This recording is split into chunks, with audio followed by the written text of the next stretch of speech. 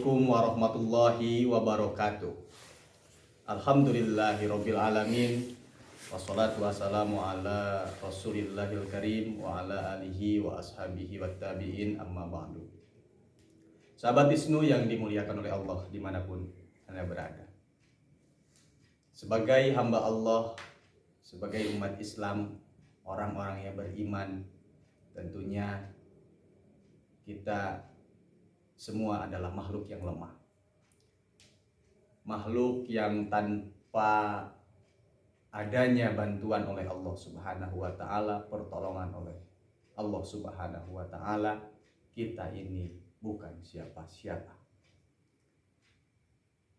Tentunya di bulan Ramadan ini kita semua harus memperbanyak berdoa kepada Allah, menandakan bahwa kita semua adalah makhluk yang lemah di hadapan Allah Subhanahu wa taala. Tanpa pertolongannya, tanpa karunia-Nya, tanpa hidayah, tanpa taufiknya, kita semua bukan siapa-siapa. Tentunya dalam berdoa ada tata krama, ada adab-adab untuk kita dalam melaksanakan kita untuk berdoa kepada Allah Subhanahu wa taala. Imam Ghazali dalam kitab Ihya Ulumuddin juz 1 halaman 306 ada 10 adab atau tata krama, tata cara kita dalam melaksanakan atau kita dalam berdoa kepada Allah Subhanahu wa taala. Momentum pada bulan Ramadan ini untuk menambah kekhusyuan kita dalam melaksanakan ibadah kita di bulan puasa, berdoa kepada Allah Subhanahu wa taala. Yang pertama, waktu untuk berdoa, yaitu harus mencari waktu yang tepat. Seperti setelah kita melaksanakan sholat fardu, setelah kita melaksanakan atau pada waktu syahur, atau pada hari Jumat. Karena apa? Pada hari Jumat yaitu merupakan hari yang diijabahnya doa-doa bagi orang yang berdoa kepada Allah Subhanahu wa taala. Allah Subhanahu wa taala berfirman, "Ud'uni astajib lakum." Berdoalah kepadaku, maka aku wajib untuk mengijabahnya. Tentunya setelah sholat fardu, ketika waktu syahur, dan ketika pada hari Jumat, itu merupakan waktu yang tepat, waktu mustajab untuk hamba-hamba memanjatkan doa kepada Allah Subhanahu wa taala. Yang kedua, mencari kesempatan pada waktu-waktu yang bagus. Apa itu waktu yang bagus? Yaitu ketika turun hujan. Ketika turun hujan itu adalah waktu yang bagus, waktu yang mustajab untuk kita memanjatkan doa kepada Allah Subhanahu wa taala.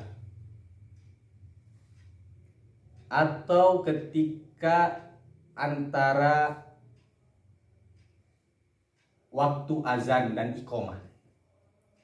Jadi ada waktu antara kita ketika memasuki atau setelah sholat, setelah berkumandangnya adzan, sampai nanti dikumandangkannya iqomah.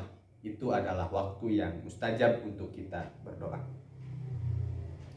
Dan ketika kita berpuasa, ini kesempatan yang paling bagus memanjatkan doa kepada Allah Subhanahu wa taala ketika kita berpuasa.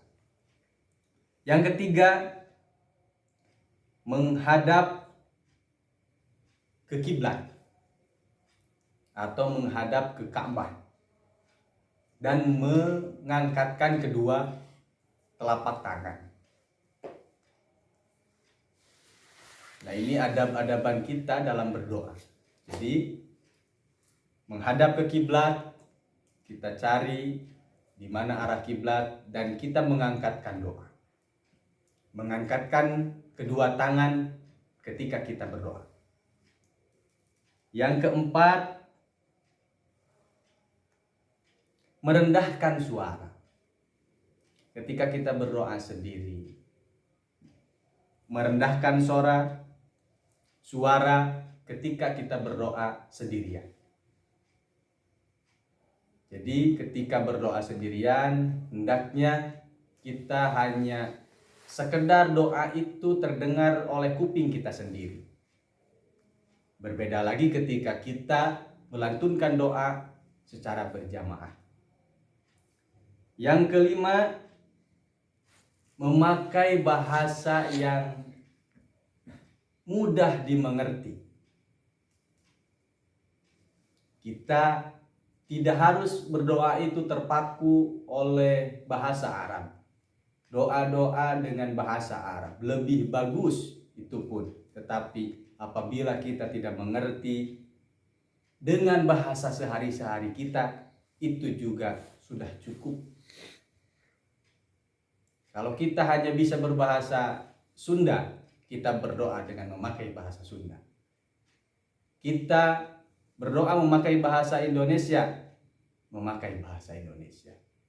Karena apapun doa yang kita panjatkan kepada Allah Subhanahu wa Ta'ala dengan bahasa apapun, baik itu bahasa Arab, bahasa Sunda maupun bahasa Indonesia, bahasa Inggris dan bahasa-bahasa lainnya, insya Allah yakin Allah Subhanahu wa Ta'ala mengerti dan paham apa doa yang kita panjatkan. Yang keenam, kita harus merendahkan diri, khusyuk, mengharapkan rahmat Allah dan takut terhadap siksanya Allah. Ketika berdoa kita merendahkan diri. Tadi bahwa kita adalah hamba yang dhaif, yang lemah, hamba yang fakir, hamba yang tidak punya apa-apa, hamba yang tidak punya kekuatan apa-apa tanpa pertolongan Allah.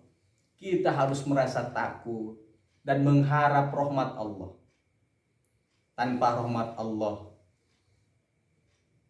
kita mungkin tidak bisa melaksanakan kegiatan sehari-hari kita. Bahkan pada bulan puasa kali ini, tanpa adanya rahmat Allah, kita mungkin sudah tidak diberi kesempatan oleh Allah untuk melaksanakan puasa. Dan takut terhadap siksaannya Allah. Bagaimana pedihnya siksa kubur, pedihnya neraka. Ketika berdoa, haruslah kita mengingat itu. Karena itu merupakan adab atau tata cara kita berdoa kepada Allah Subhanahu wa Ta'ala. Yang ketujuh, optimis. Kita harus optimis bahwa doa yang kita panjatkan kepada Allah Subhanahu wa Ta'ala akan diijabah oleh Allah Subhanahu wa Ta'ala. Sebagaimana tadi Allah berfirman, ud'uni astajib lakum. Berdoalah kalian semua kepadaku, maka aku wajib mengabulkan doa-doa kalian semua. Optimis bahwa doa yang kita panjatkan akan dikabulkan oleh Allah Subhanahu wa Ta'ala.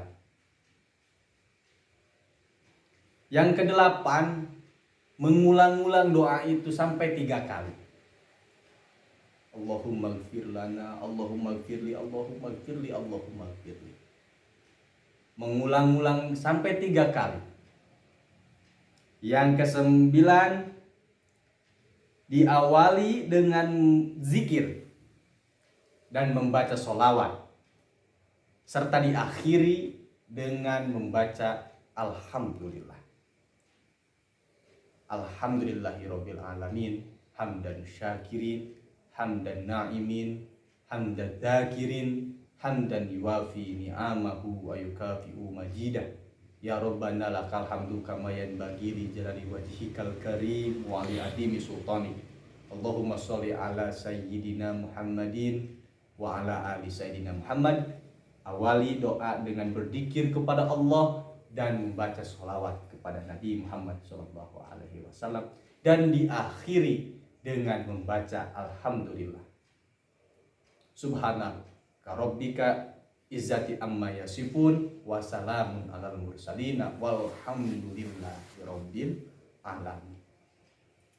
Yang terakhir, yang ke-10, yaitu tobat atas kedoliman yang pernah kita lakukan, apalagi terhadap orang yang pernah kita dolimi.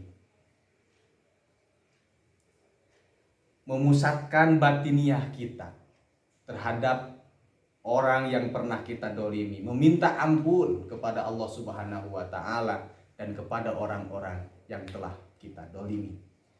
Itu tata cara atau adab-adaban kita dalam berdoa kepada Allah menurut Imam Al-Ghazali dalam kitab Ihya Ulumuddin. Sekian, wallahul muwaffiq ila aqwamit thoriq. Assalamualaikum warahmatullahi wabarakatuh.